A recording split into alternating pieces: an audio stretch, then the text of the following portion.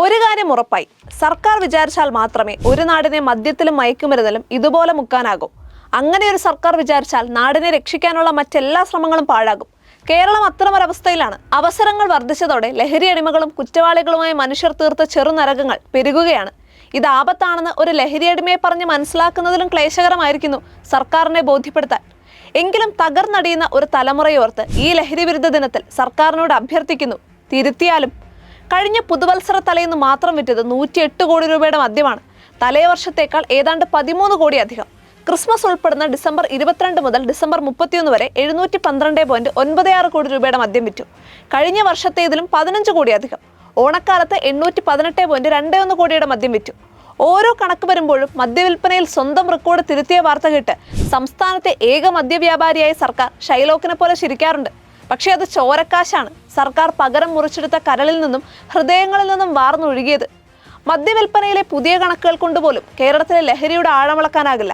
കാരണം മദ്യപാനത്തേക്കാൾ മാരകമായ മയക്കുമരുന്നിലേക്ക് ചുവട് തെറ്റിയവർ ലക്ഷക്കണക്കിനാണ്. രണ്ടും കൂടി ചേർത്തൊരു കണക്ക് നമുക്കില്ല.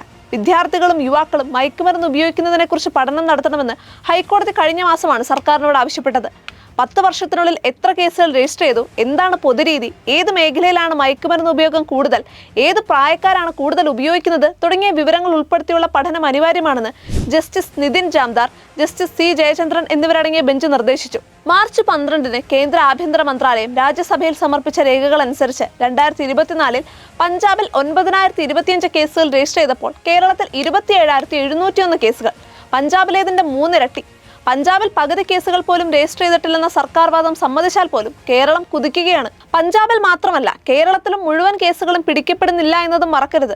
സംസ്ഥാന എക്സൈസ് വകുപ്പ് NDPS ആക്ട് പ്രകാരം 2016-ൽ രജിസ്റ്റർ ചെയ്തത് 2985 കേസുകളായിരുന്നെങ്കിൽ 2024-ൽ ഇത് 8160 ഉയർന്നു. മാതാപിതാക്കളെയും സഹോദരങ്ങളെയും പോലീസുകാരെയും ഉൾപ്പെടെ നിരവധി പേരെ മയക്കുമരുന്ന് അടിമകൾ സംസ്ഥാനത്ത് കൊന്നുതള്ളി. അക്രമങ്ങൾ, മാനഭംഗങ്ങൾ, വീട് കയറിയ ആക്രമണങ്ങൾ, കൗമാരക്കാരിലെ അക്രമോത്സുകതയും വർദ്ധിക്കുകയാണ്. പോലീസിനും ഭയം. പെൺകുട്ടികൾ മയക്കുമരുന്ന് അടിമകളും വിതരണക്കാരുമായി. കുടുംബങ്ങളിലെയും നാട്ടിലെയും സമാധാനം കെട്ടു. ലഹരിയിൽ വാതിൽ തുറന്നെത്തുന്ന മക്കൾക്കും സഹോദരന്മാർക്കും മുന്നിൽ അമ്മമാരും സഹോദരിമാരും ഭയന്ന് വിറയ്ക്കുകയാണ്. മുൻപത്തേക്കാളും അധികം മയക്കുമരുന്ന് വേട്ട നടക്കുന്നുണ്ട്. പക്ഷെ എവിടെയും സുലഭം. പുതിയ ചില അവതാരങ്ങൾ വേഷം കെട്ടിയാടുന്നത് സമൂഹ മാധ്യമങ്ങളിലാണ്. എളുപ്പത്തിൽ കയ്യടിയും ലൈക്കും വാങ്ങാൻ സമൂഹ കുടുംബഘടനകളെ തകർക്കുന്ന ഈ സമൂഹ മാധ്യമ പണ്ഡിതരുടെ കണ്ടെത്തൽ മദ്യവും കഞ്ചാവും MDMAയും നിയമവിധേയമാക്കണമെന്നാണ്. 4 വഴിക്കായ സ്വന്തം കുടുംബങ്ങളുടെ അവസ്ഥയാണ് മറ്റെല്ലാ കുടുംബങ്ങളിലുമെന്ന് തെറ്റിദ്ധരിപ്പിക്കുന്ന ഈ എമ്പുരാന്മാർ സൃഷ്ടിക്കാൻ ശ്രമിക്കുന്ന സമൂഹ കുടുംബ വിരുദ്ധ പൊതുബോധം തികഞ്ഞ അരാജകത്വമാണെന്ന് സർക്കാർ തിരിച്ചറിയണം. അവർക്കിനിയൊന്നും നഷ്ടപ്പെടാനില്ല. സർക്കാർ വിദ്യാരംഭത്തിൽ നടത്തിയ 1 മണിക്കൂർ ലഹരിവിരുദ്ധ ബോധവൽക്കരണം നല്ല തുടക്കമാണെങ്കിലും കാര്യമായ പ്രയോജനമൊന്നുമില്ലെന്ന് തിരിച്ചറിഞ്ഞ് തുടർ ബോധവൽക്കരണം നൽകണം. കഴിഞ്ഞ ഏപ്രിലിൽ 138-ാം പിറന്നാൾ ദിനത്തിൽ കിക്ക് ഔട്ട് എന്ന പേരിൽ ദീപിക തുടങ്ങിയ 1 വർഷത്തെ ലഹരിവിരുദ്ധ പോരാട്ടം തുടരുകയാണ്. സർക്കാർ ഒപ്പം ഉണ്ടാകണം.